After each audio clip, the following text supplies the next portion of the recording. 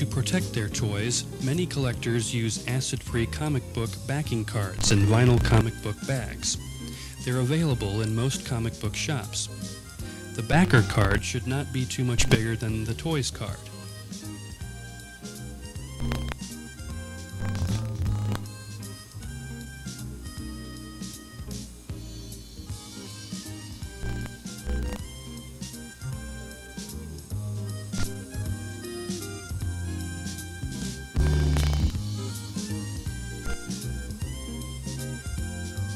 This will create a more snug fit and prevent the toy from rattling around in the bag.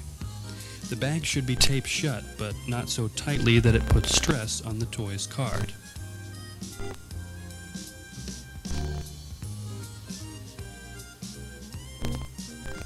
Some toy packages are too big for a normal comic book bag.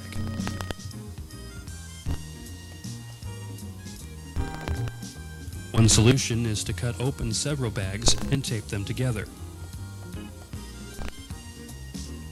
For really big boxes, this may not be practical. Clear vinyl drop cloths can be found in most hardware departments. These large sheets will cover almost any size box.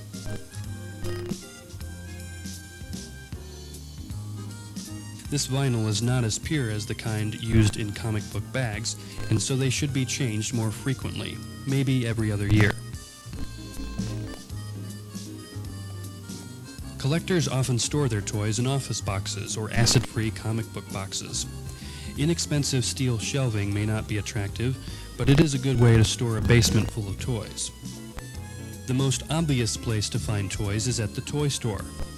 For those who only collect current toys, this will be the source of most of their collection, with toy shows supplying those few toys that play hard to get. But there are also stores that sell vintage toys. This is Decades of Toys, a store that specializes in collectible vintage toys. There are stores like this all over the country, giving collectors a convenient alternative to toy shows and mail-order purchases. Toy Shop first appeared in 1988. Published bi-monthly by Krause Publications, each issue is full of dealer advertising, collector want ads, and toy show listings.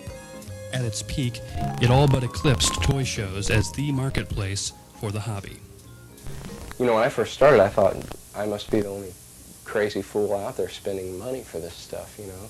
And then, you know, you look into this publication and you see hundreds of people that do the same thing you do. It's just kind of eye-opening.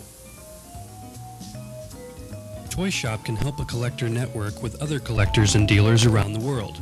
It can also give them access to toys they may not find anywhere else and get a handle on what's really rare and what isn't.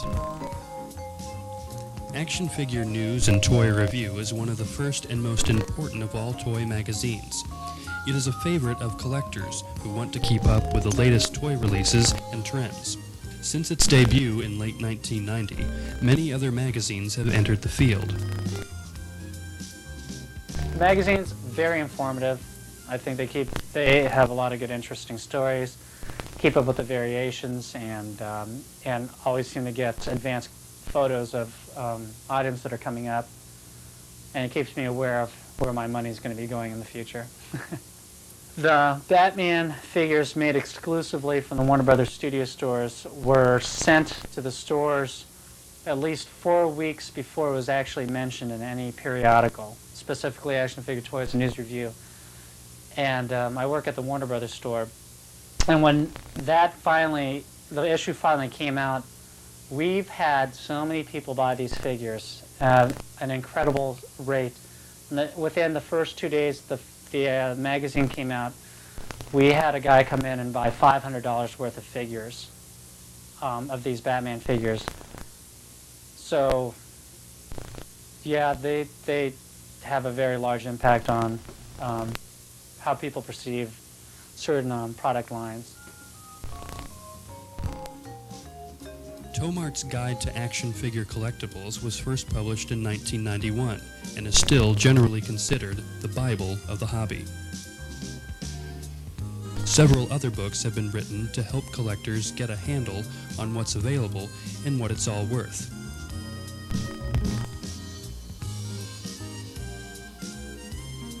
Many collectors find these reference guides invaluable, but not everyone has a need for them. I've never bought a price guide because they're mine. I don't care what they're worth. They're my toys. So that's the way. I don't believe in price guides. I don't believe in things like that. And my view is basically, it's my toy, and it doesn't matter what it's worth. If it's 10 cents or $1,000, it's still my toy. So that's it.